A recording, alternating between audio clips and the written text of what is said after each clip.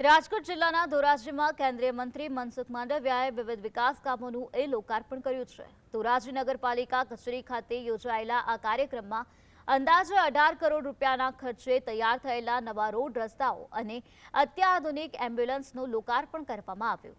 આ કાર્યક્રમમાં તેમણે ઇંધણ બચતની ખાસ અપીલ કરી હતી। હાલમાં ડીઝલની અછતને ધ્યાનમાં રાખીને તેમણે નાગરિકોને પેટ્રોલ ડીઝલનો કરકસરપૂર્વક ઉપયોગ કરવા અને પબ્લિક ટ્રાન્સપોર્ટનો મહત્તમ ઉપયોગ કરવા અપીલ કરી। ડીઝલનો ઉપયોગ કમ કરવાની વાત કરી છે। જ્યારે વેસ્ટ એશિયા ક્રાઇસિસને લઈને